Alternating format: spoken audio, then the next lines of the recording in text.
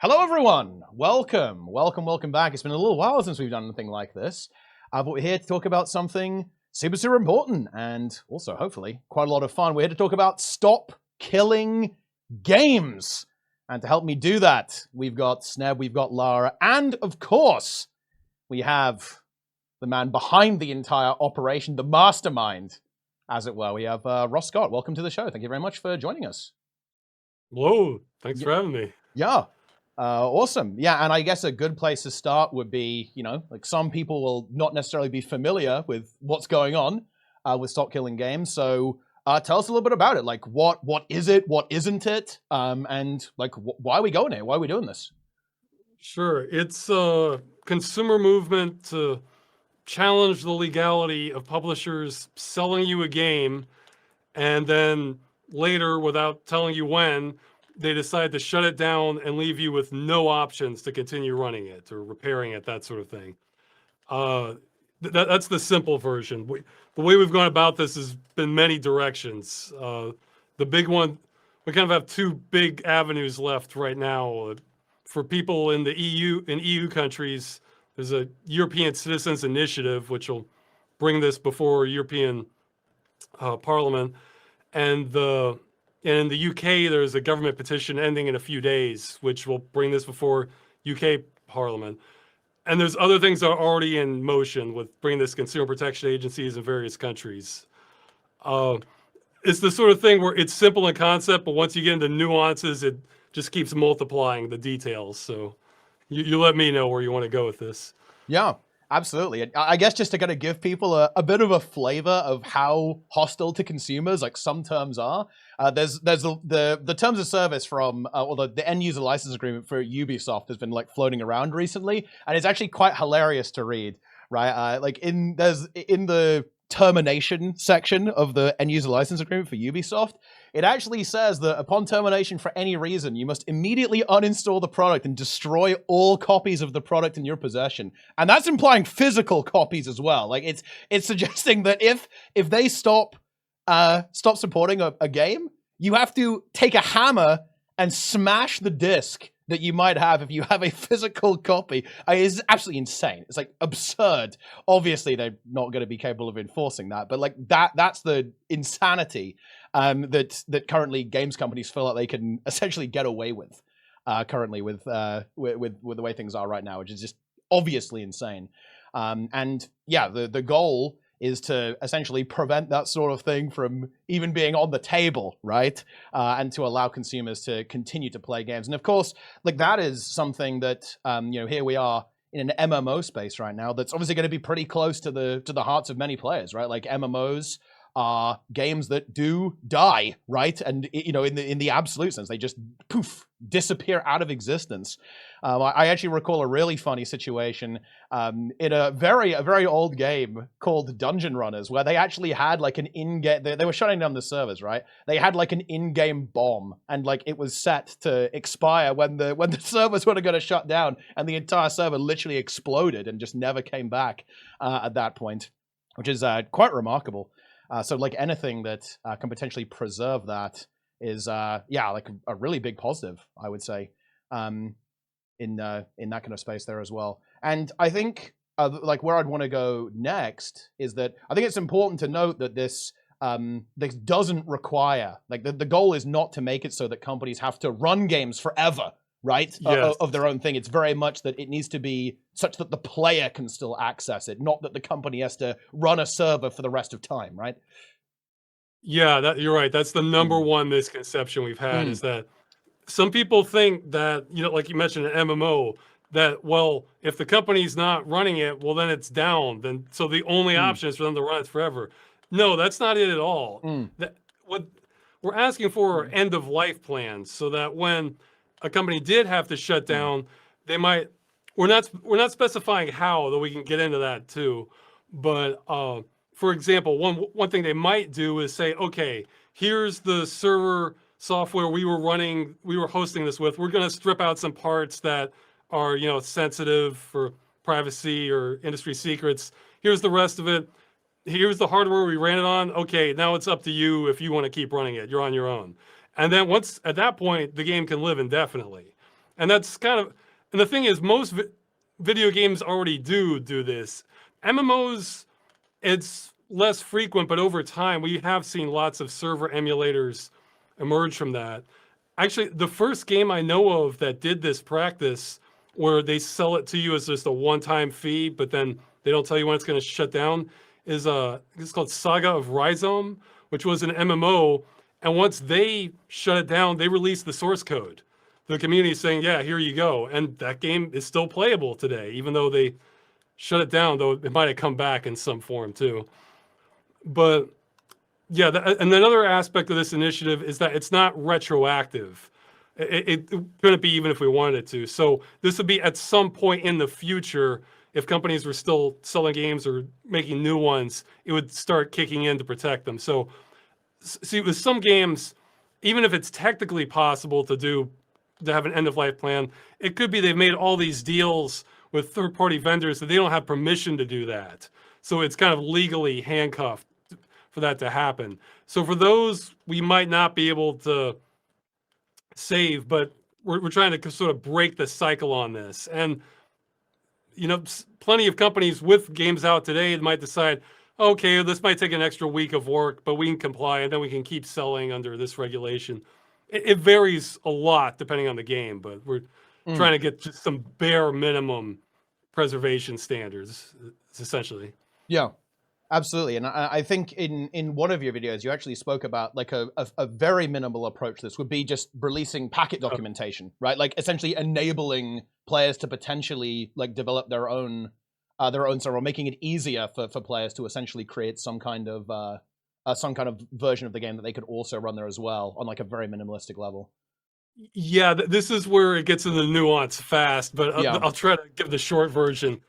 We're not asking for that, because once we start asking for specific intellectual property, like again, the packet documentation or source code or anything like that, that can trip up against copyright law. Yeah. So what we're literally asking for is to leave the game in a working state without having to connect back to them. Essentially what they already sold you, because you need some rights to even run the game. It's just like you mentioned, those clauses about you must destroy the game, or we can destroy it at any time for any reason. Those are terms that might already run afoul of existing EU law. So without those, they're kind of on the hook for making sure you have some way to continue running the game. Now where the packet documentation and source code and stuff might come in is maybe the EU Commission says, okay, well, having a working game might be too hard for too many companies. Maybe we could offer the equivalent of repair instructions as an alternative way to meet this requirement. So we can't demand that, but if the EU decides this is an acceptable alternative, we'll of course go for it, because that would still save tons of games. If people could just see how they worked, and it wouldn't take, 5 years of reverse engineering a server emulator by Einstein-level geniuses working on it off and on, that would be much better. That would be a much better situation.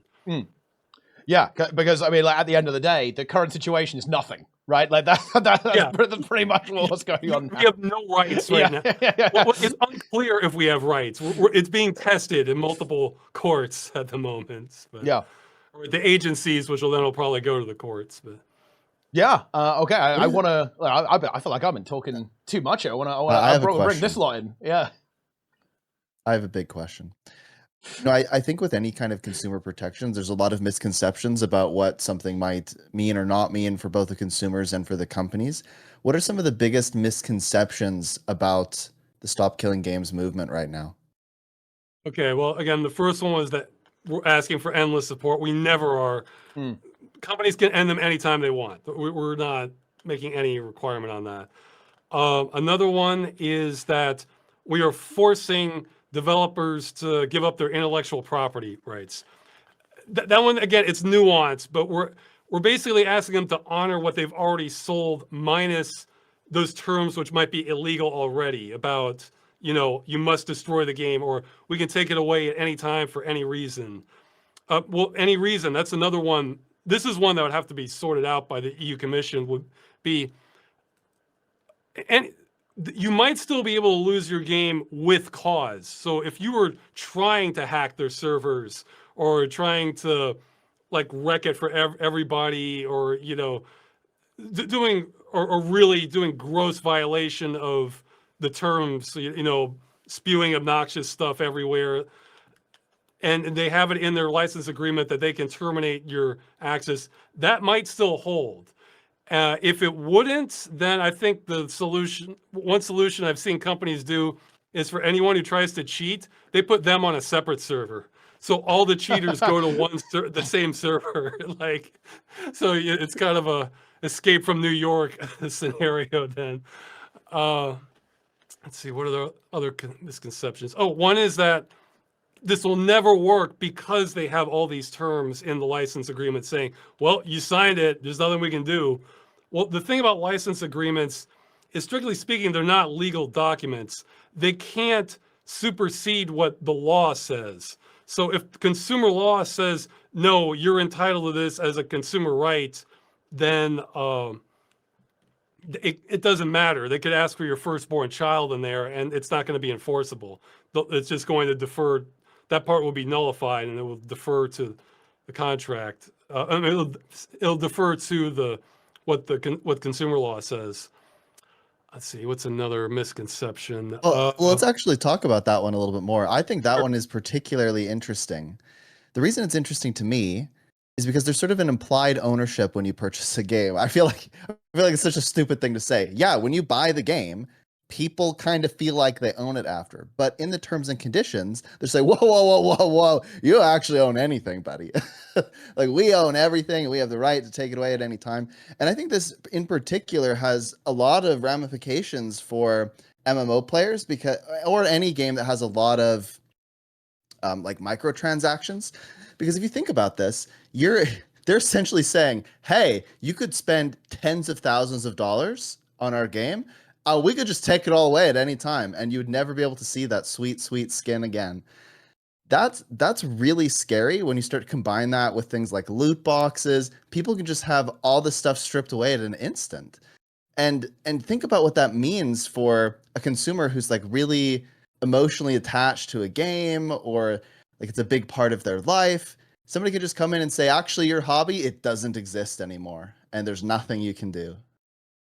Yeah, that's already happened for games where they've spent thousands of dollars in microtransactions. Something that all goes away. I've heard comparisons to, regulation needed on gambling. At least with gambling, you get to keep your winnings. You don't even get that from games. Some of these games. Yeah, as for the Sorry, I actually do gambling research. So one of the things that I think is super interesting about what you've said is like people can't decide if like loot boxes and stuff are actually gambling because of the ownership thing. And so it allows games to skirt around a lot of other laws around gambling, because they can say, well, you just don't own anything. So what are you talking about? Like, it's not actually gambling. You're just throwing money away into the void. You don't actually get anything. Yeah, it's a scary like loophole, right? This idea that, well, you don't actually own it. You're kind of like renting it from us, but you kind of own it. That they're trying to masquerade that you own it to give you all of the psychological advantages of ownership, which is sort of this like attachment and passion for it or whatever. And then poof, it doesn't actually exist. Yeah, that's an interesting element, because you mentioned how you don't own it. If we're going by the letter of the law, technically you haven't owned any of your games for decades. Even for physical ones, what you own is the plastic on the disc that contains that code, but you don't own that. But the thing is, in real world terms, of course you own lots of your games. If you have something that you can, that doesn't need to connect to a central server in order to run, who's going to take it from you? You can fire it up 20 years from now if the hardware and the software is kept the same, that sort of thing. But we're seeing now, like when you talk about the ability to actually come in and take all that away. And this was never really examined in the past because there wasn't much of a need to. Yet I've been trying to date it, I think until about 2004, every single video game ever sold either you got to keep it and you could run it indefinitely, or it was a subscription service and you were told exactly when your access ended. So what's happening now is we're seeing so many games that are trying to be in that in-between state where, no, you don't own it and you're not being told how long it's going to last. So it's being sold as though it's a good, but then it's operated as though it's a service, but having the protections of neither one. And that kind of defies basic commerce, even, where I think you might have to go back to feudalism before you have conditions like that, where like, no, you don't own your home, or you're on the Lord's land, and it's at his pleasure that you get to stay here. He could send guards into your home and just take it back if he wants. It's kind of, it's kind of extreme analogy, but it's similar with the logic that's going on here. I'm so curious, like, how you decided to take all of this on, right? I think that we as MMO players, we are so passionate about these games. I think that's why I care about this so much, right? Because it's like, these are like digital spaces people have memories to and stuff, right? Like somebody could be like, oh, that's where I met my husband in that specific area of this game. And then this whole world basically just vanishes out of nowhere. So I think we can all relate to that attachment a lot, right? But like, do you have a story yourself of how you decided to go for this initiative out of nowhere, basically? Yeah, well, I really didn't want to. I kept hoping someone else with more time and drive and competence would take over this. I've been trying to like beat the drum. This has honestly bothered me since I was a teenager, just knowing that it could be destroyed like that. Because like you said, these are virtual worlds. I mean, I'm someone who appreciates like the aesthetics of just creative stuff, and not just games, but art, music, video, books. But the thing is, there are ways of preserving all of those other things if you're really determined to. I mean, there's some shows I'm only seeing now because somebody back in the 80s or 90s recorded it on a VHS tape, and it's blurry, but it's there, So I was trying to raise the alarm on this, I think since about 2015. And I've made several videos trying to see. At first I was thinking, okay, maybe the industry, I guess naively, thinking maybe the industry, there's a disconnect between people making the decisions and people making the games, that they realize they're kind of leading us off this cliff of being able to preserve the game, and we just need to make some noise about it so they'll kind of course correct on it. No, that was completely naive on my part. So then I tried to kind of push it more, saying like, trying to find legal arguments against this. Originally in the United States, which unfortunately is just incredibly locked down. It's technically not impossible, but every lawyer I've talked to about this says nothing less than an act of Congress can fix this in the United States. But what really finally made me sort of take up the helm on this was there was a game that was an almost perfect candidate to have this tested in various consumer agencies where the law isn't so locked down, like countries in Europe and also Australia, where it's not clear if what's going on is legal. They've just sort of been going with the flow with whatever the industry has done.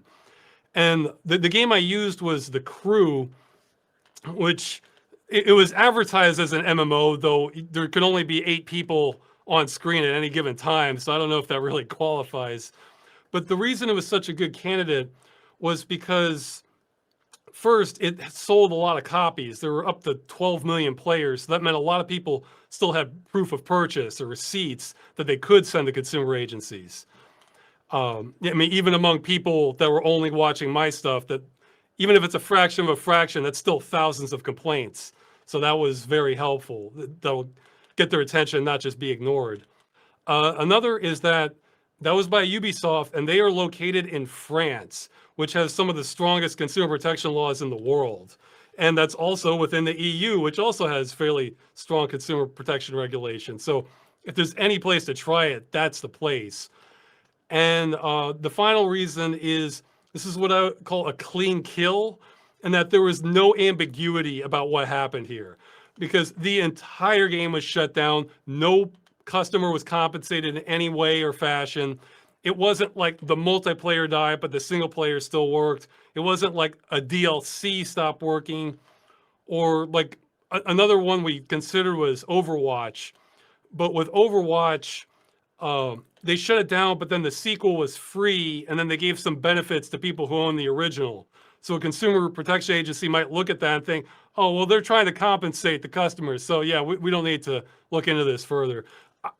That would kill me if this failed due to a technicality like that. You know, to go through all this effort. You know, I either want us to win or lose big. In other words, not lose on this small thing where maybe if we redid it under better conditions, it might have worked, that sort of thing. So the stars kind of aligned on that, and that helped kicked off the consumer protection action. And during that same time, I interpreted this as my only chance, essentially, to try to push back against this. So I did a lot of research and found out, oh, we can petition governments. And that's also when I found out about the European Citizens Initiative. So I was just kind of attacking all fronts, essentially, and hope one of them gets through. Yeah.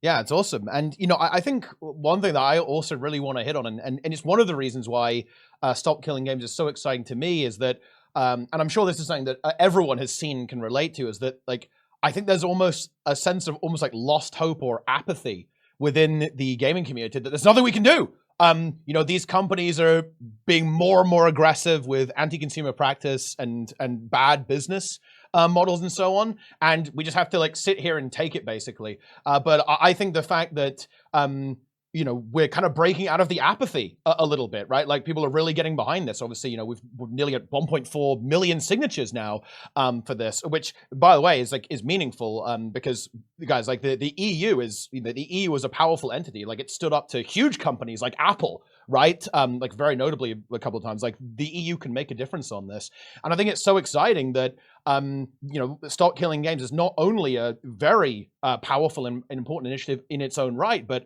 I'm really hoping that we could see a bit of a reversal with some of the trends we've been seeing in gaming, and that it could kind of energize people to continue to be advocates for consumer rights in digital spaces and beyond as well, of course. You know, I think there is, you know, not just within gaming, but kind of within, you know, within the world in general. I think people feel, you know, a little bit powerless to kind of stand up to, you know, like these really massive, powerful entities that are not always behaving super well when it comes to being pro-consumer and so on. So I think that's a really exciting component of the movement, and kind of like the idea of getting away from this apathy that there's nothing we can do. Well, it's kind of well-founded for most, unfortunately, the apathy that there often are no open. That's why this is so kind of weird the way it's going, because, I mean, I do live in Europe, but I'm American, and it would been so much easier if there were viable options in my eyes in America, because that's where most of my audience is, but I couldn't find anything. But again, we did consumer protection action in France, Germany, and Australia, just because that's where there seem to be openings on this. And the thing is, I think if we do have a victory there, the benefits will flow downstream almost globally, because if companies know they have to have an end-of-life plan if they want to sell in those markets, then they'll already have done the work on it. And they may as well just release it globally and get much better PR from that, at least, because then it's just, it becomes the path of least resistance. Well, that's something maybe you can talk on more as a developer, that if this can range from being easy to hell on earth for existing games, for how possible this is. But if it's a new game that hasn't even been coded yet, you're just designing it, coming up with an end-of-life plan does not have to mean the end of the world here. The cost can be fairly low or minimal, depending on the game. So if it's planned for from the beginning, I think it could just be just another aspect of game design among, you know, like 100 that there are already for, you know, that when designing a game. So if it's just a simple cost versus missing out on an entire market or facing some sort of fine that costs more than if you had an end-of-life plan, then I think companies will go the path of least resistance on it. Yeah, I think so too. Also, if you look at something like the GDPR laws and stuff, like industries can change, right? Like terms can change, like for example, for third-party libraries and middleware you're using, those things could potentially change because a large market has a requirement like this. I've got a pretty interesting perspective on this. For anyone that's watching the podcast and isn't necessarily familiar, I'm also an indie developer, so I'm making this like indie title, and it's got multiplayer in it. And by default, this runs over Steam, so there's like servers involved and stuff like that. But there's also a feature to just host your own server. You can just press a button and host it over the internet. No third-party servers are required. And I think that like a lot of developers do want stuff like this. Like we pour like so many hours of our lives into these games. We don't want our games to be shut down either. I think it's almost like, you know, like not to simplify this, but I think it's often like the suits with, you know, the suits in the companies that are effectively like making these decisions to have these games shut down. While a lot of actual developers, like, we don't want our games to be shut down either. So I think very often it is surprisingly possible as well. Yeah, that's actually another good point, is that the end of life build almost certainly won't have all the features that the game has while it is being supported by a company, you know, especially for something like an MMO. So you won't have like a managed economy or admins or even a lot of background services that the players might not even be aware of, like things related to analytics or billing or anti-cheat. That's another one. So they can strip out a whole lot of that and still comply with an end of life build, because we're just trying to run the game and people being able to connect to it. And if there are problems or rough parts, well, that's something the community can sort out. So yeah, you mentioned this is a great example of being able to just directly host the game. For a game like that, you could just turn off the Steam ability completely if you were done with the game, leave in the ability to connect, you're already compliant then. You know, it doesn't mean you need all features. It means it needs to not be impossible to run the game. And if it was advertised as a multiplayer game, there needs to be some way to connect via multiplayer. It doesn't have to be easy or convenient or anything. It just has to not be impossible, you know? Yeah, and while we're on the topic of Steam, actually, there was a question in chat. It was something I was going to bring up later, actually, but I think it's an interesting one. Do you have any idea, like, how this would interact with distributors, essentially like Steam? So let's imagine the incredibly unlikely scenario where, like, Steam poofs out of existence, right, and it just doesn't exist anymore, right? Like, how would that work? Because of course, many of the many games, or at least some games, are essentially reliant on Steam to operate correctly. Like what would happen to those games, or like would those games have to almost like kind of plan for that type of eventuality, or like how would that work? I feel like it's a little bit complex, at least there, with that type of scenario. This one gets thorny and could have to be some of it settled in the EU Commission itself, but some options I could see are, it could amount to whoever the last person standing hosting the game is. So let's say a developer, they say, okay, we're done. We don't want to support this game anymore. But, well, actually, I'm not sure of the Steam terms for developers, but is it possible to continue selling like an unsupported game as long as you're advertising that as such, or on Steam? So like if you say support on this game is discontinued, but you can still buy it, or? It's a good question, actually. I'm not entirely sure. I think as long as there's something to play, right? Yeah. I do think there's games on Steam that the Are multiplayer abandoned, shut right? down, but you can Yeah. still access the single player components. I think that's the thing. Well, I think it would have to be, well, okay, one scenario, okay, again, I'll just give some scenarios then. One might be that the developer or publisher wants to not touch it anymore, they're done with it, but Steam is going to continue hosting that game for people who already bought copies of it. Well, in that scenario, if Steam did eventually have to shut down later, Steam would have to essentially provide some means to detangle their involvement from that, so that they wouldn't be a barrier to continue running that game or connecting to it. Another scenario might be, I hate when I forget it mid-sentence here. Okay, this is what I'm saying. I didn't want to do this. I'm not the perfect person to handle this because sometimes my brain sometimes goes mid-conversation. I'm thinking, Yeah. Okay, Well, so this is just really complex, right? Because if you think about it, there's sort of different levels and tiers of support. Like one could argue that it's probably still appropriate to be able to sell a game if you say, well, we're just not updating it anymore. But if you needed to recover your password or something, there are people that can help you do that. But what happens when you get to a point where they're like, actually, we've completely dissolved the company and this game kind of exists, but all the money's going to like some random entity or something? That's when I think it gets very difficult to disentangle, because then who's responsible for supporting consumers at that point? yeah, okay, I think I remember this scenario. Okay, so let's say they wanted to, another option, okay, they want to rid themselves of the game, but there's still Steam functionality built into there. If it's not possible now, this is something that would have to be worked out with Steam after the law went into effect, that they would say, okay, we need to detach our game from Steam completely for the people who still bought it, but we're not going to be supporting it anymore.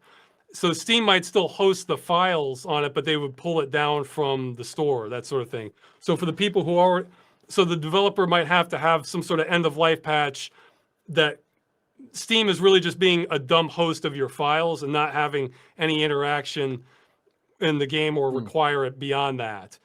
If Steam wanted to continue hosting it. Alternately, Steam could notify everyone who, if let's say Steam wanted to not touch it anymore, they could say, okay, we're removing this game from our store and we're going to remove it from your library, but you have 30 days or 90 days to download a backup of this, and then it will function without Steam for this end of life build, and you're on your own after that. So there would have to be some path to essentially decide who detaches from it. It's a similar dynamic for consoles where it can get a little more complicated for that too, but there's multiple ways of working it out, and that's the sort of thing that would have to be handled by the EU Commission. Additionally, this is an area where industry input would probably be the best judge of that, because we're agnostic how exactly this goes down, just that the customer isn't deprived of the game they bought and never have any way to run it again. So if the industry prefers handling it in one way far more than another, that would be fine. And they would make their voice heard in the EU Commission. Yeah, I guess the idea is very much, you've purchased this, there should be some way that you can keep accessing this. And the exact details on how exactly that will work, there's so many ways that something like that could be achieved, right? Yeah. Yeah. And in fact, we can't specify exactly how, because then we get into the copyright issue very rapidly again. But really, we're just being nice, giving suggestions of how this works. Yeah. The core message is the customer was sold this license agreement that says they have access to the game, and the terms that says you can just take it away at any time for any reason might not be lawful. So in some ways, the industry has gotten themselves into this mess, but we're of course happy with any way that satisfies as many parties as possible. It's already like, it's already something we're kind of seeing the community do, right? There are like emulators for games that have shut down out there that the community has put together.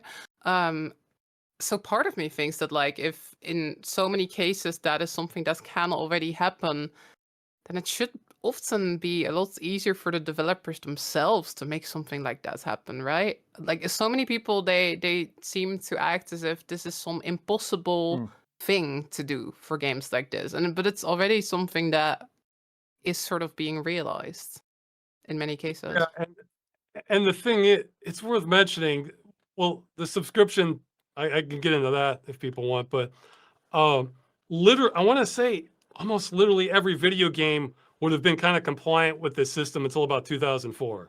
Yeah. So, I mean, even the ones you weren't left with kind copies at the end. You were told when they would end, which that's still not good enough for us, but we have to face reality as far as what's possible legally. But we have a strong tailwind on, or headwind on this. No, I guess tailwind. Okay.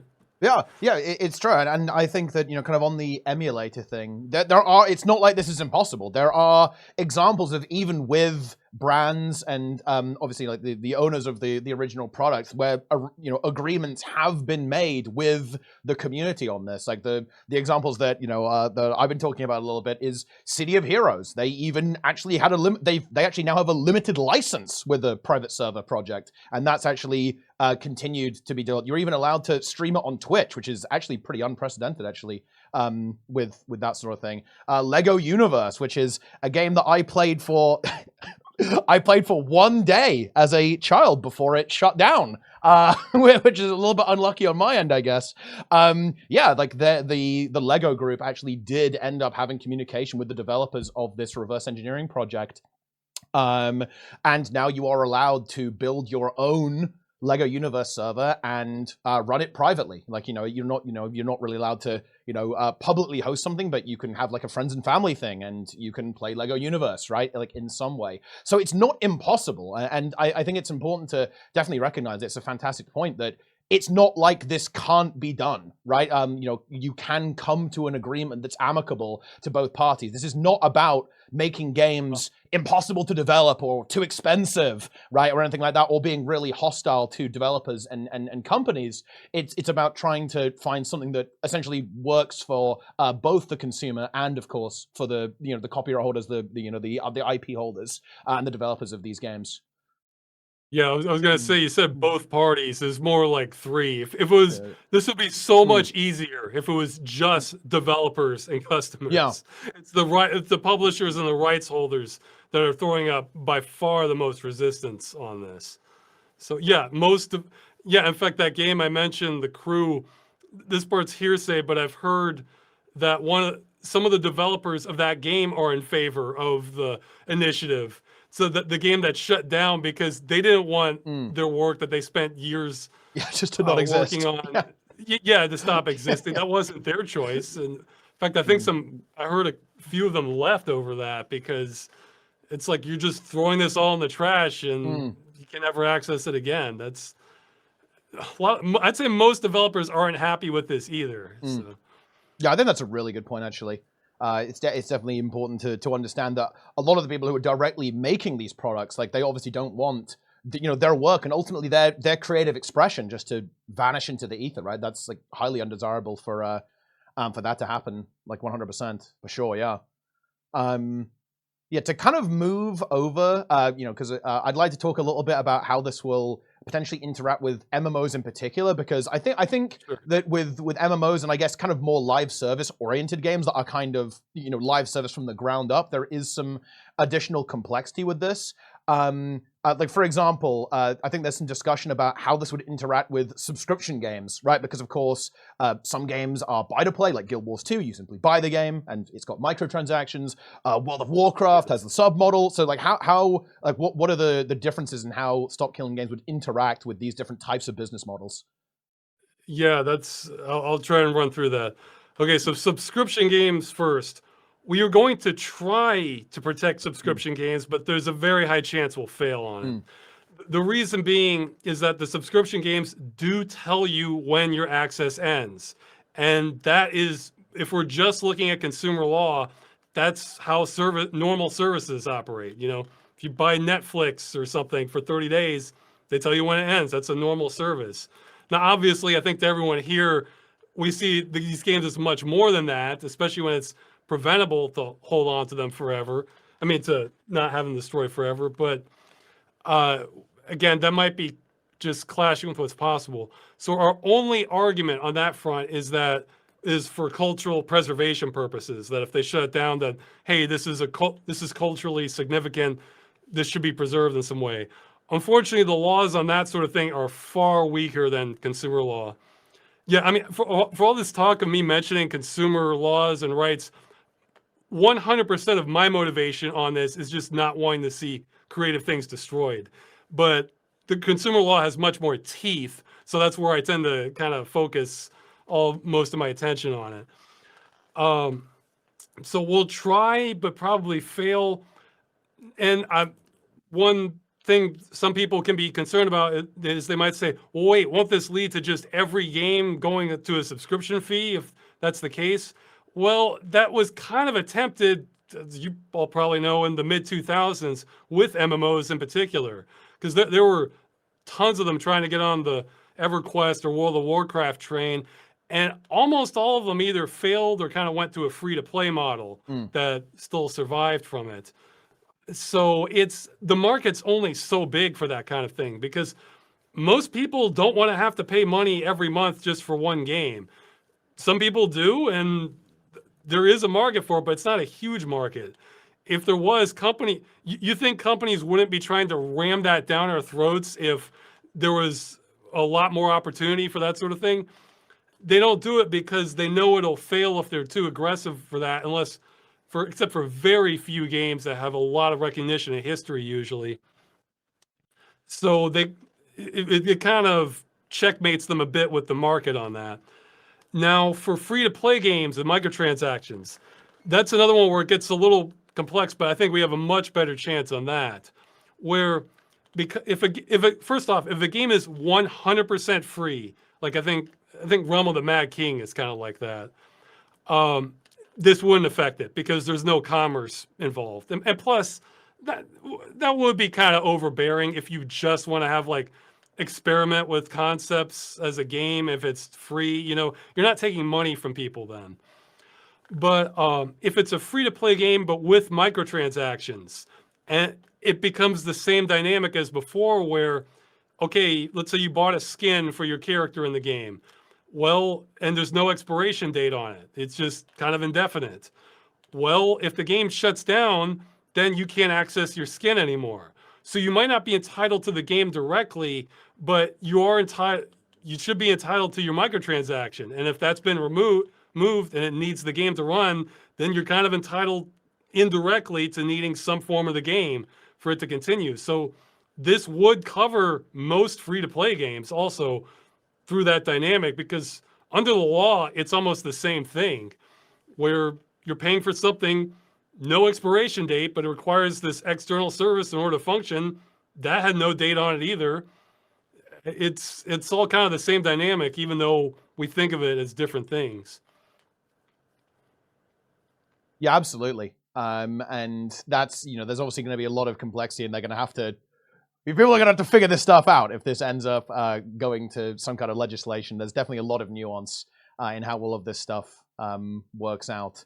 100%, yeah. And it will be interesting to see, if there is any progress to be made on the subscription games. But I do agree, I think that, one thing that people brought up in my chat, oh yeah, people are just going to make it so there's a $1 sub fee for every MMO. But yeah, I'm very much inclined to agree with you. I think that's pretty unlikely. I think the reason why, in particular, Guild Wars 2 is really big on this, is that a big thing that people like about this game is that it doesn't have a subscription fee, right? You buy expansions, right? It has this kind of free-to-play experience, as a bit of a trial, learning the game, and then you have the microtransactions attached to it, and also expansions. And I think that's a really key part of the game's appeal for people, is that it does offer that approach to the monetization, as opposed to, again, something like World of Warcraft or Final Fantasy, where I think people feel a little bit almost pressured, a bit of FOMO almost, right, with the sub fee. So yeah, I don't think that's really, I don't think that's going to be a problem for games down the line. I don't think that's a realistic thing that's going to be happening with that whatsoever. Yeah, for Guild Wars, I would be optimistic about its long-term prospects, because I bring Guild Wars up a lot sometimes in these conversations, especially because of Guild Wars 1, because that was sold, you Still paid there. $60, whatever the price was in 2005. It's still running.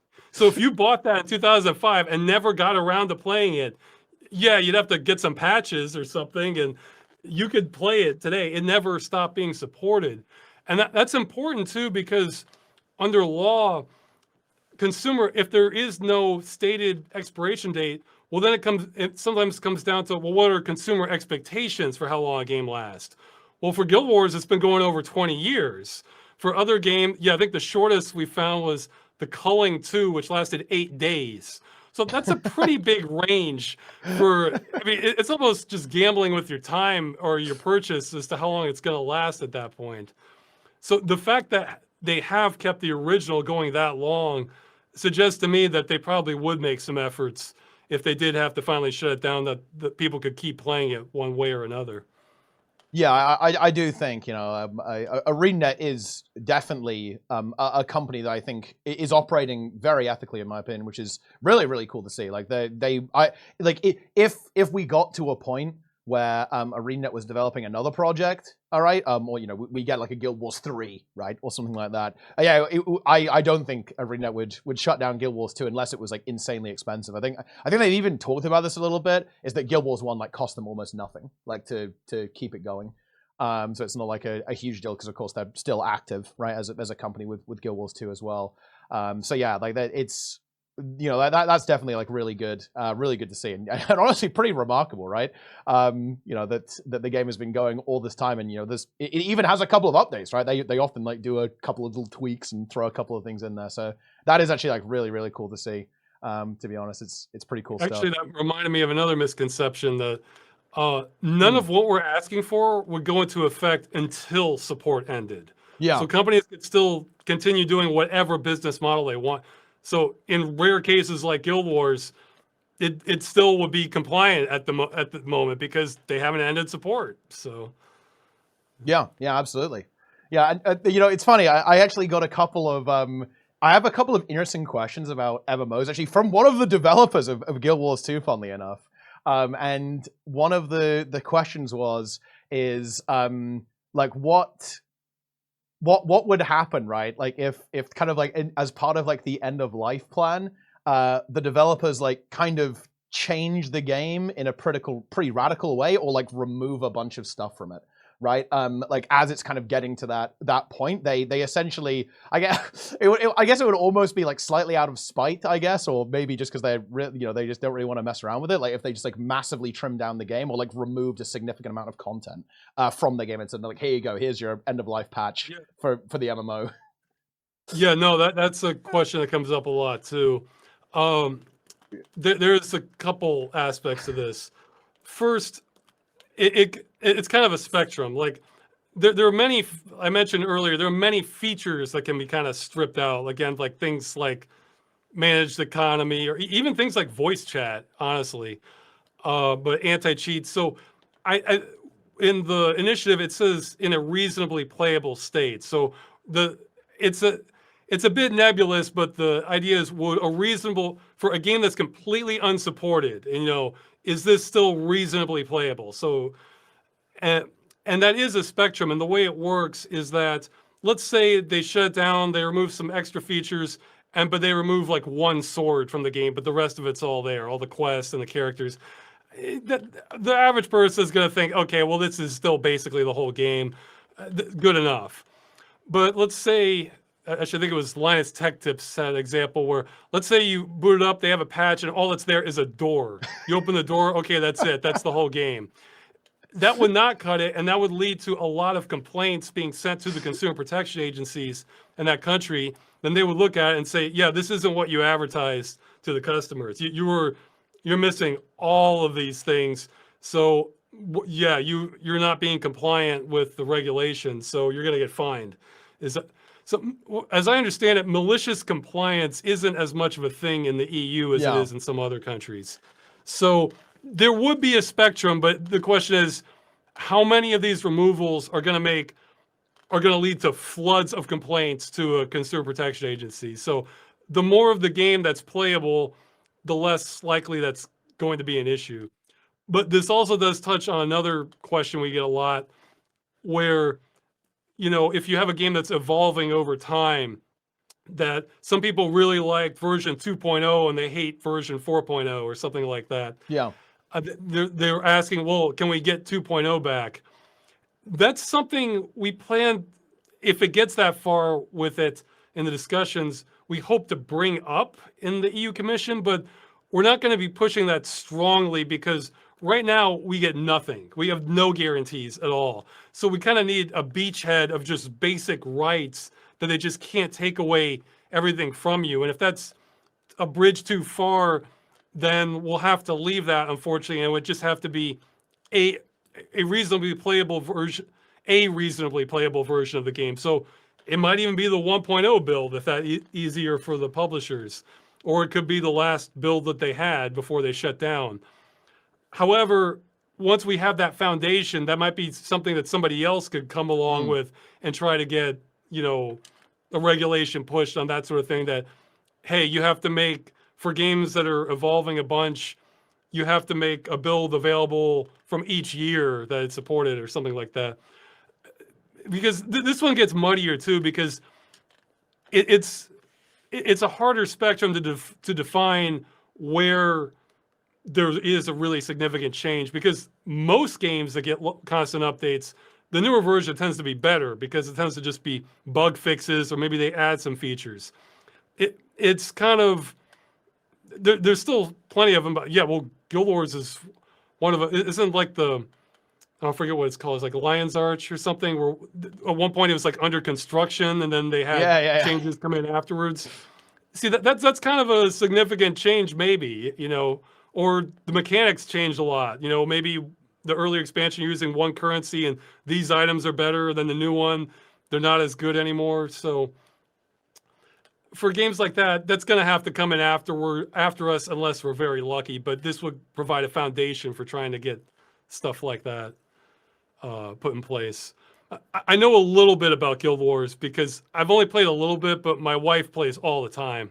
So I've learned some things through osmosis from this. Yeah, I mean that's really interesting as it goes. Especially in games like this, like World of Warcraft is like the really obvious example there, because of course we even see that now with Blizzard essentially hosting all the versions, well, literally hosting all the versions of the game now, right? With like the classic servers and so on. Is that like these games do change a lot. I think that would be absolutely remarkable, like if there was some kind of approach to like, release a new version of the game, and they would be asking companies to like provide an old version of the game too, just for old Lion's Arch. That's actually really funny. I think a lot of Guild Wars 2 players definitely prefer the old one. That's for sure. But yeah, that's definitely that would be that certainly sounds ambitious. But wow, I mean that would be pretty interesting if it definitely went that way. I think it would have to come later. Yeah, for sure. Can you talk a little bit about the game in its entirety first, and then we'll worry about versions, Can you talk a little bit about where the initiative is at right now? Like there's a lot of signatures, but like if 1 million does get like certified, what happens next exactly? Okay, what happens next is probably a few months after the signature period ends, which is the end of the month, July 31st. Once it's certified, which could take a few months, then I'm actually not officially a part of the initiative. I'm more like a super promoter for it, because I'm ineligible. I would need to be a citizen of the EU in order to be officially involved with it. However, there are people who are on board with everything we've been talking about, who are the official organizers for it, and a spokesperson. And what would happen at that point is they'll end up going to the EU Commission in Brussels, and it'll get discussed with, I guess, members of Parliament there, and it could go several different directions at that point, where they'll hear our side from it, they'll hear the industry side from it, and maybe some other elements like preservation groups or something like that, or possibly game unions, and then try to decide, okay, is this something that needs to change, or if not, and then figure out where there might need to be compromises, or if decide one's more on the right than the other. It's possible they could reject it all outright. However, that would be politically risky, because it's not often that we get this kind of upswell of signatures, because at that point they're basically telling a lot of constituents that you have no consumer protection rights when it comes to video games, which is not going to be popular messaging. And I would certainly do my part to make sure that message got spread if they wanted to go that route, because there are already many consumer protection rights in the EU, and it's just like games have been managing to kind of exist between the spaces on this stuff where they just don't want to commit one way or the other. It's like, yeah, you have rights, but you really don't. And so we're going to be essentially forcing them to this, or the analogy I make is we're taking Schrodinger's cat out of the box. You know, they're going to be forced to say whether you have rights on this or not. And I think we're trying our best to make it the path of least resistance to say, no, you do have some bare minimum rights on this. There are other avenues this could go, though, because let's say even that fails. Something that's coming up at some point in the future, I don't have a date for it, is there's other legislation called the Digital Fairness Act that's coming up in the EU. And at some point, the near future, I think, could be like a month or two, I'm not sure. It's going to open up for public input on it. And if you look at what they're asking for, ours would fit in really nicely next to those others. They're trying to have more regulation of things like dark patterns, or making it difficult for people to unsubscribe from things, or I think some of it was about targeting children for monetization in games. So ours would fit in great right next to one of those. So if we're coming in with saying, hey, 1.3 million or 1 million people sign this and really want this provision, that might be another angle we could get something in the EU. But let's say that fails. Well, going back to that earlier game, The Crew, we've brought this before consumer protection agencies, again, in France, Germany, and Australia. Well, if one of those decides, yeah, this isn't really lawful what this company has been doing, they're going to get fined. Well, then that sends a message to a lot of other developers that if you want to sell your games in France or Australia, which is a significant market, you're going to start needing end-of-life plans, or else you could get fined, and that becomes more expensive. Now, some people say, oh, well, then they'll just pull out. Some companies might, but then most companies would rather make more money by having lots of sales there. So if the end-of-life plan doesn't cost that much, then it becomes a way to kind of save the games that way. So we have some fallback options, but the European Citizens Initiative helps all of them because it makes us much more public, and it sends the message that this is a populist issue that lots of people care about. So it can hopefully increase pressure in other avenues also.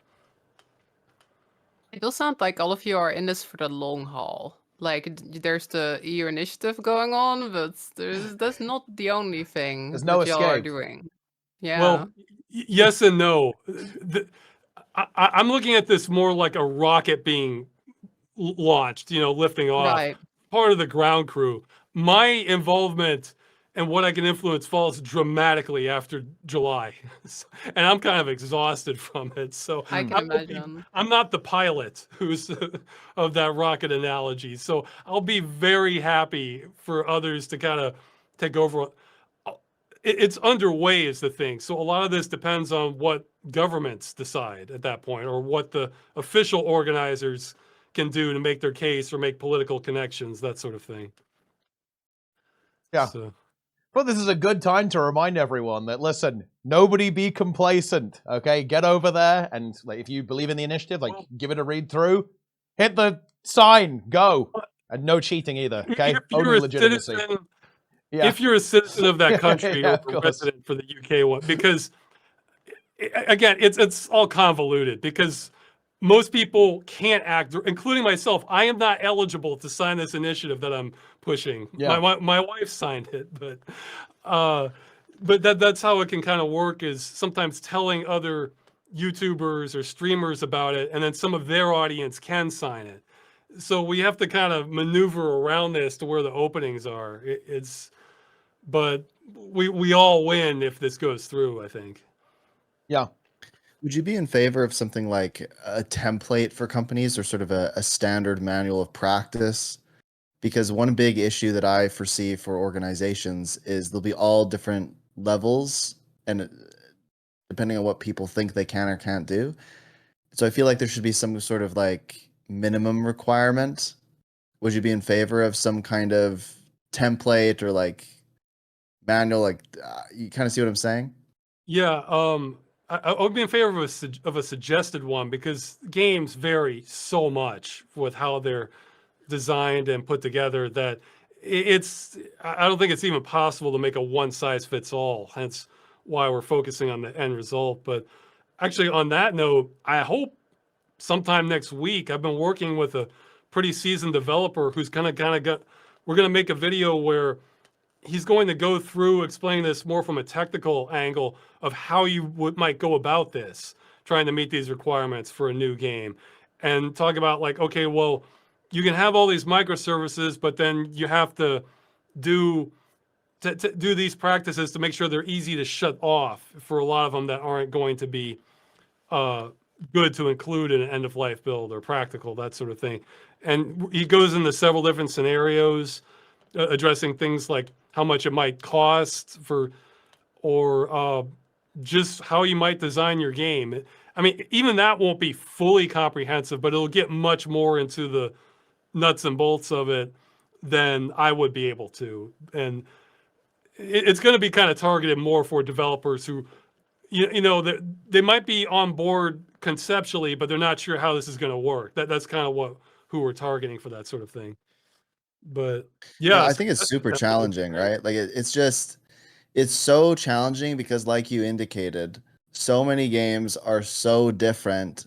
Maybe they were coded on different platforms or whatever. Like it's just so complex that if you don't have some kind of like minimum requirement or some kind of like micro guide to it, I feel like it becomes actually quite expensive for companies to figure out.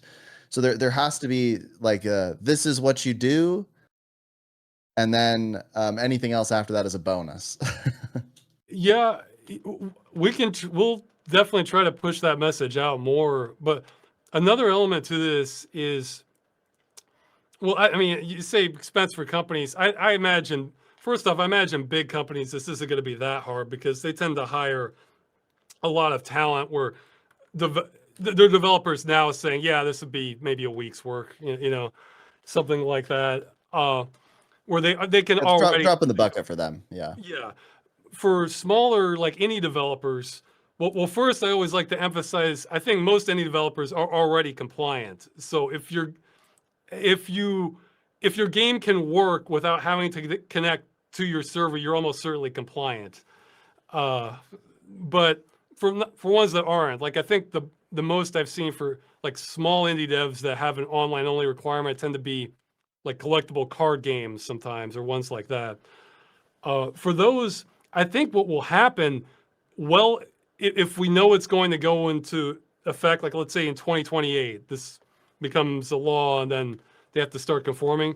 I think well ahead of that, what you're going to see is a gold rush from middleware developers that say, hey, since if you want to sell your games in the EU, we're going to provide a solution to make this easy. If you want to have an online only game where you just check these boxes and then it'll start compiling an end of life build for you. And, we're offering this at a reasonable price because they're going to want to be in there before anyone else does, for companies that are going to be slow to transition, because they can make a lot of money from that, targeting all these small, like you mentioned earlier with GDPR requirements.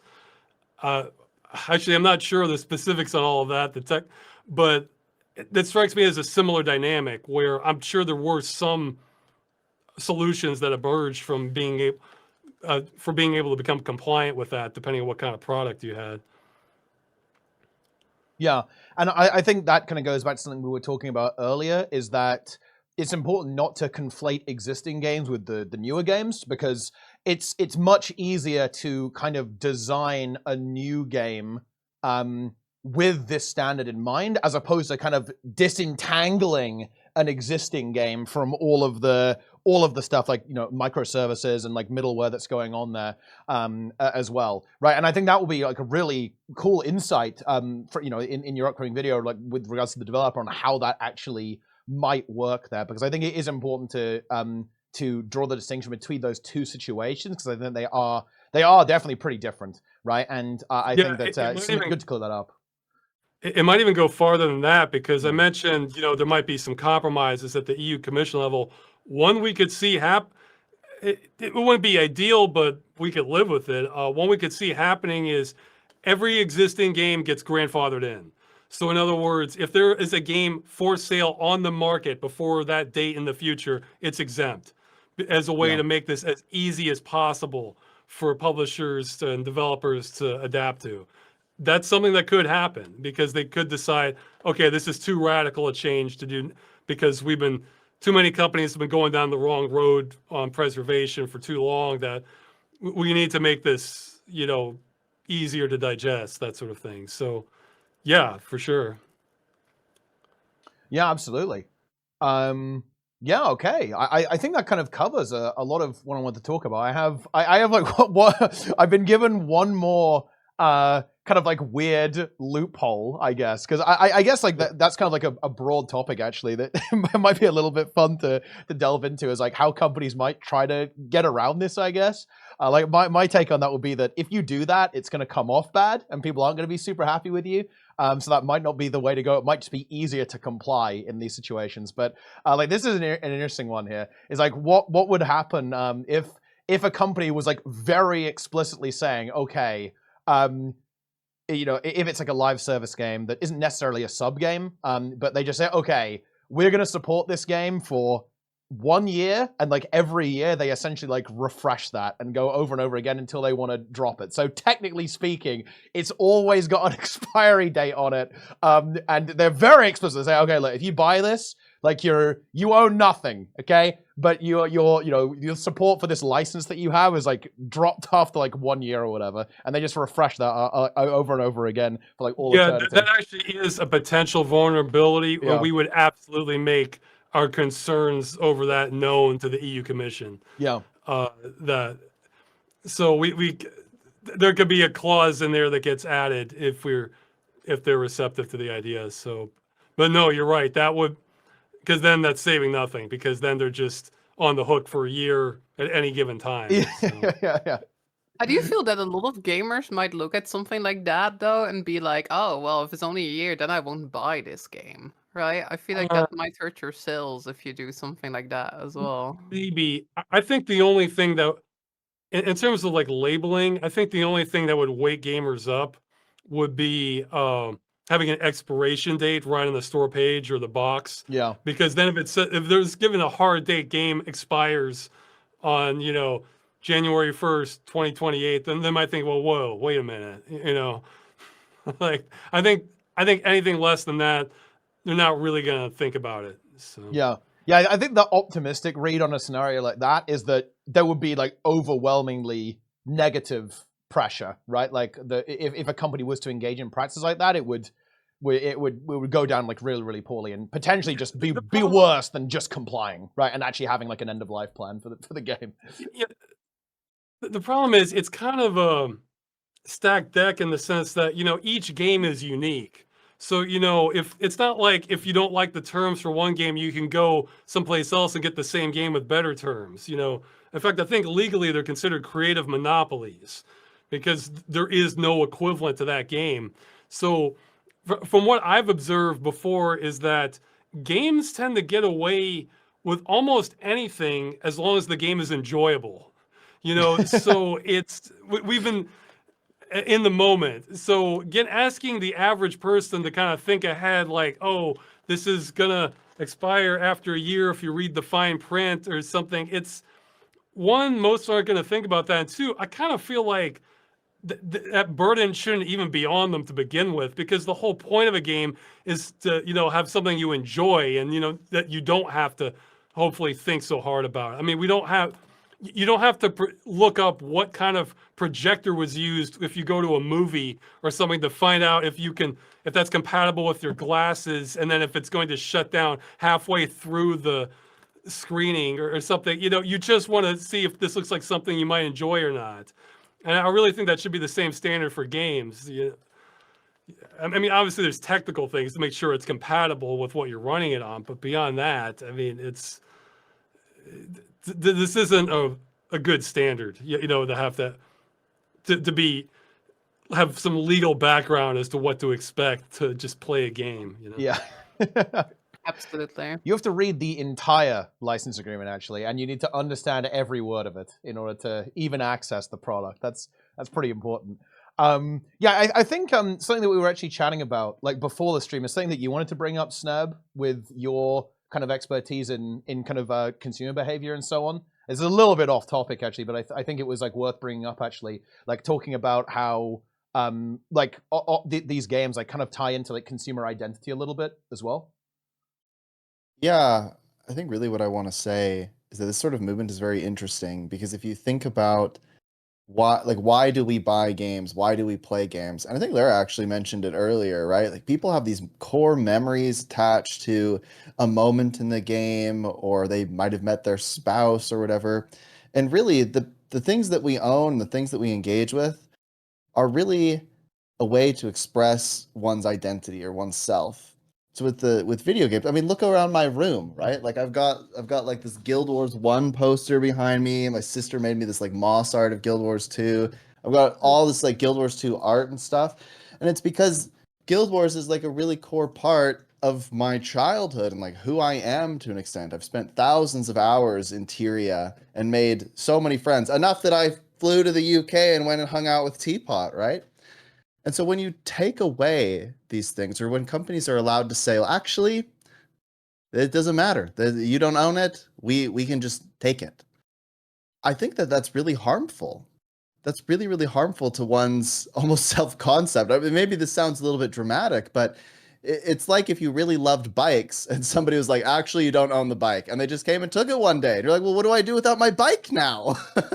That was my bike, the one that I learned how to ride a bike on. And you know, this is something that I think really affects how people express themselves. It is truly art, and people love art and want to engage with art. And just taking that away from somebody, I think, damages them to some extent.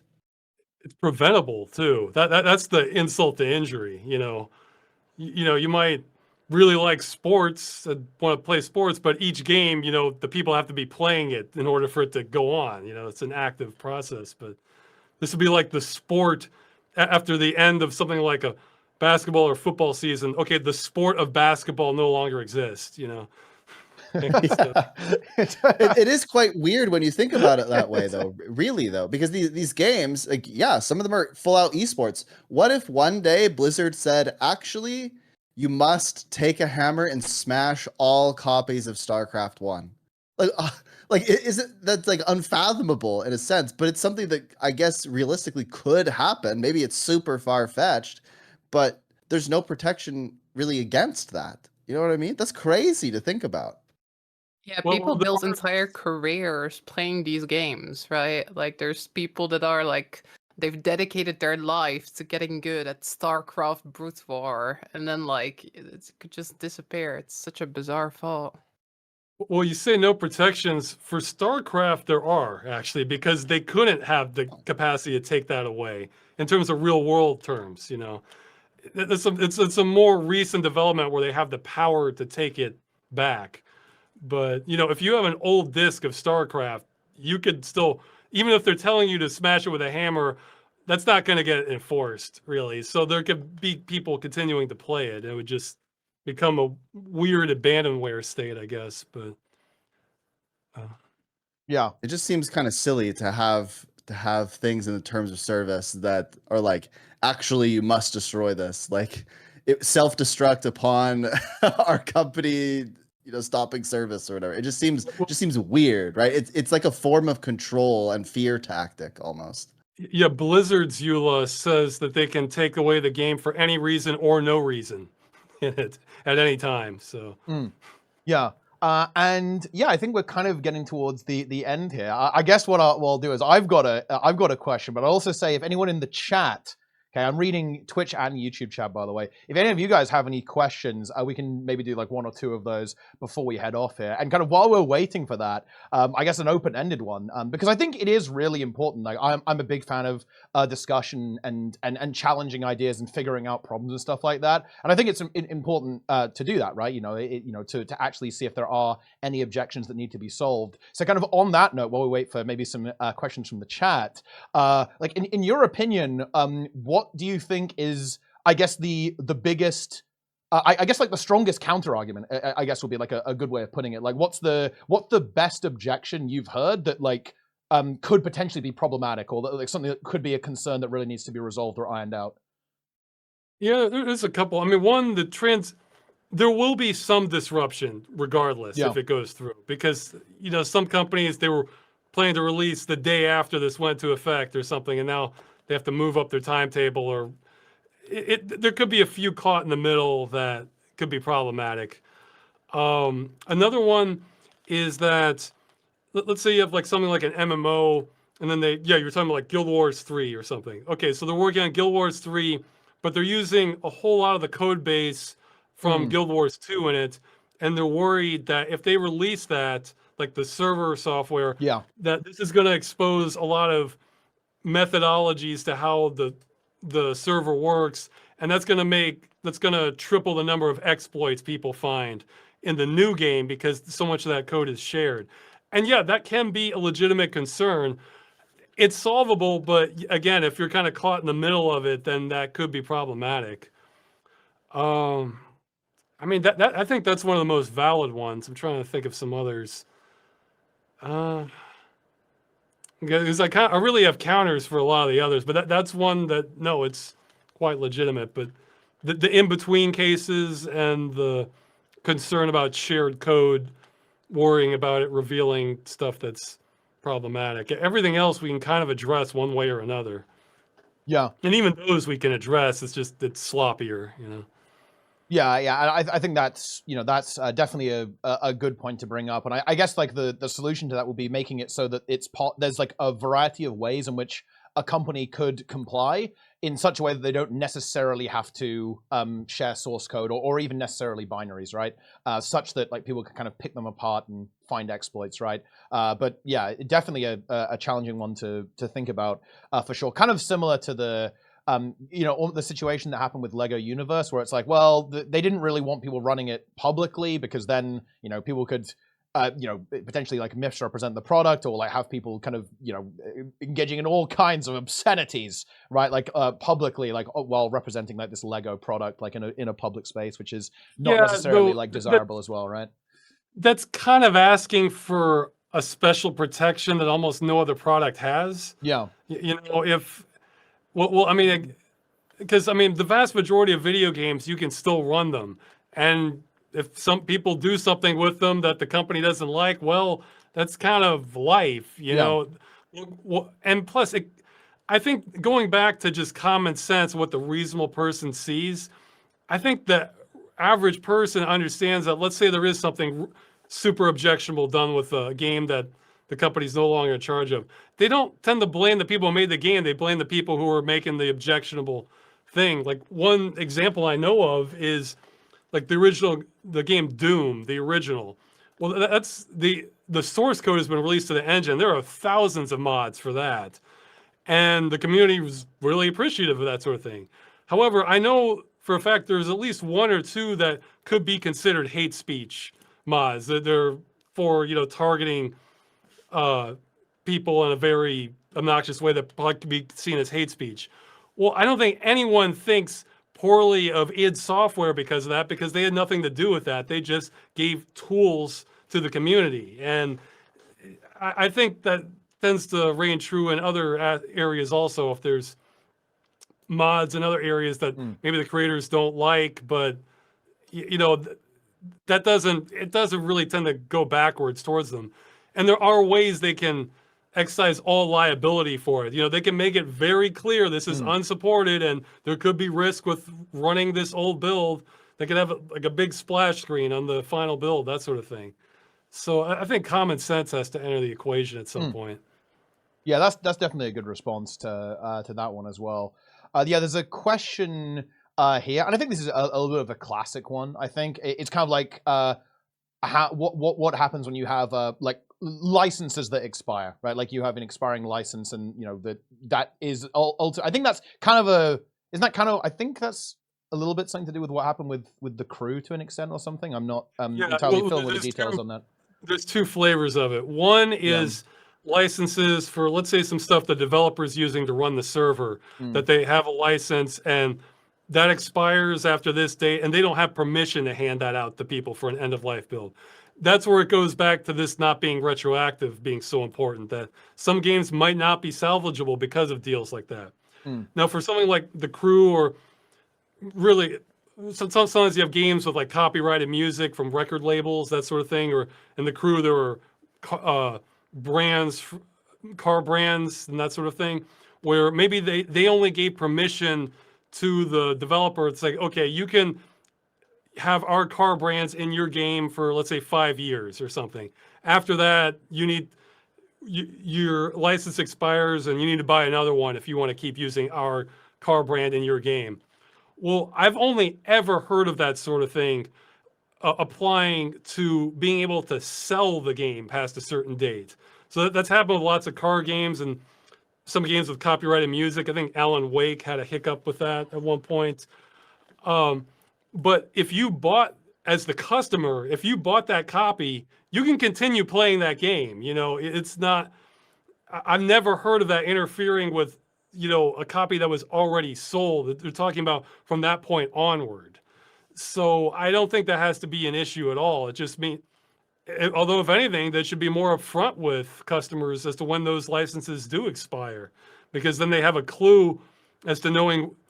That could actually work to the company's favor, because it's like, hey, if you want this game, you better buy it before this date, and that might boost their sales if it's a good game, that sort of thing. Okay. So, I mean, this was not a problem in the past, right? When we just had physical games. Nobody is chasing down PS1 copies of some racing game because there's like car brands in it. yeah, or there's Blink 182 as one of the tracks or something, you know? Yeah. It's like, Yeah, I think that was really, you know, good to bring up earlier. I think it's a good reminder for now, is that, yeah, like this is, you know, like I think you said like pre 2004. This was how it was, right? Like, you know, this was basically already the situation that we're looking to kind of create now, is that, yeah, like you could still play and like access like older games, even though they obviously, like, some of them have like IP, some of them music in, and so on. That type of scenario. Oh yeah, interesting question here actually. Is there a distinction between a game shutting down versus like let's say, you know, a company, for example, has something go very, very badly wrong and the company ends up shutting down as well? Like, what would happen in a situation where, yeah, basically a company is unable to function anymore, but they still have like a game that they're going to have to do something with? well, that's I'm not sure, but it would go one of two ways. One would be if the company just goes bankrupt, then yeah, all the penalties would really be financial, so it's just kind of done. So yes, this would not save games 100%, but I think most companies have a very strong incentive not to go bankrupt in the first place. So I think that would be a relatively rare event. I've said before, you know, if every time a game died, the company behind it that owned the rights went bankrupt, I never would have started this initiative, because then that's something where everybody loses. You know, so there's not an incentive for the industry to keep doing it. Now, the other way that might play out is if, okay, it goes bankrupt, but then that intellectual property still has value and some other company wants to pick it up. They might be on the hook for that, for making good to existing customers for that game as part of the deal of buying the rights. I'm not sure. That gets into the, I simply don't know. That would, you'd have to ask a lawyer versed in European law for that. Yeah. Well, my intuition on this is that if you have sort of these guidelines, this law to begin with, then new games that are being made should already have a plan for these things. So like, in the event that we go bankrupt, this is the plan to keep the game alive, in a sense, right? Like, this is how we will distribute the code or whatever. I think it is more tricky for games that currently exist, and like you, I think, suggested earlier, perhaps those are grandfathered in. But if a company goes bankrupt and there's law that stipulates what they must do in the event that they go bankrupt with the game, then I think you're mostly in the clear, right? I mean, there's probably still cases where people aren't going to follow those things, or they simply can't for some reason. But if it's required that you have a plan. If the penalty is you're being fined and you're going bankrupt anyway, I could see where they might decide, okay, well, whatever, you know, you're not going to scare us with that because we have no money anyway. But and we're Yeah, filing I for suppose my bankruptcy. thought is like if it's put into law and it becomes sort of like the cultural practice of the games industry to prepare from that from the onset, then that's probably less of a factor, but still a factor. Yeah, I just the incentive wouldn't be there is the thing. So that solves so many problems out the gate. Okay. Yeah, I think that will about wrap things up. I guess I would ask Sneb and Lara if you guys have anything else that you want to bring up as a kind of a final question or kind of comment before we go ahead and wrap up. Yeah, nothing from me. I think, I'm just happy that you were willing to talk to us, and I think the initiative is really cool, and I'm all for more consumer protections.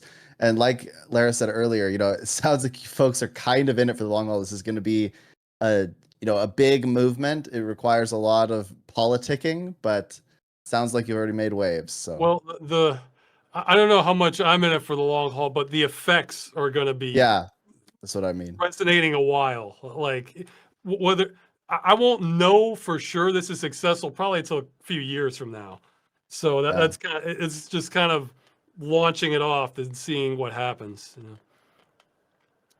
Yeah, thank you so much for taking the time to come into our little corner of the internet to talk about this. Because again, it is something that I think we as MMO players do really, really care about. And thanks for everything you do. I really appreciate it. Thanks. Well, I was gonna say, I mean, one thing I was gonna say earlier when you were talking about what it means to us, this probably hits me personally double more than the average person because one, I tend to be kind of cheap and wait until games have been out a while and the price has dropped a lot. So if I get a game that's 6 months later, oh yeah, well, it's been a good run, but it's going to, I'm like, damn it, I haven't even had a chance at this yet.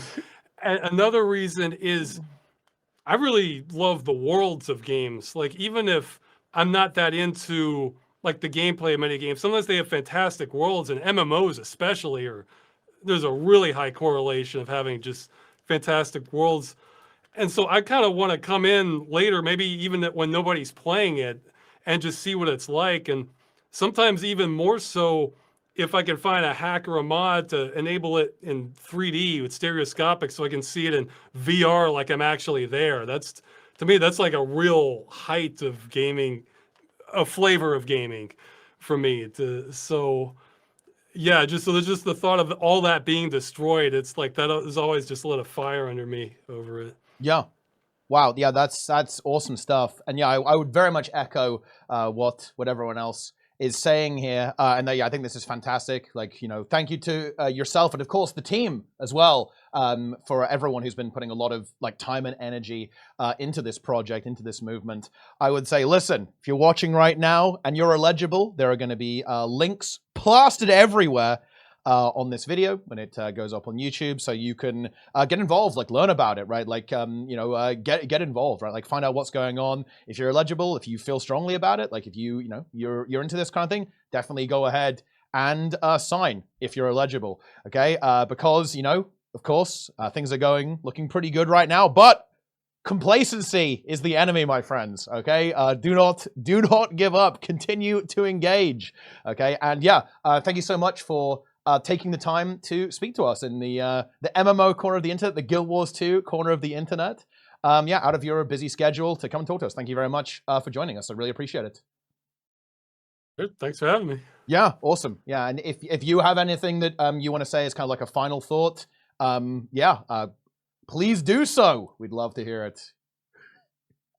Geez, well, just it ends at the end of July. After that, it becomes a lot less about what the public can do and much more about what government's going to do. Though, if you're in the EU, you can always bug members of parliament about it.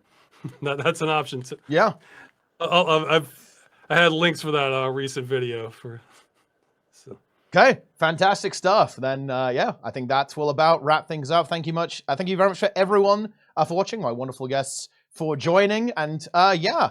Good job. We are going to literally save all of video games. So listen, you definitely want to get on board with that. So be involved. Take it easy, my friends. Thanks for watching, and we'll see you around. Take it easy, gamers. We're out.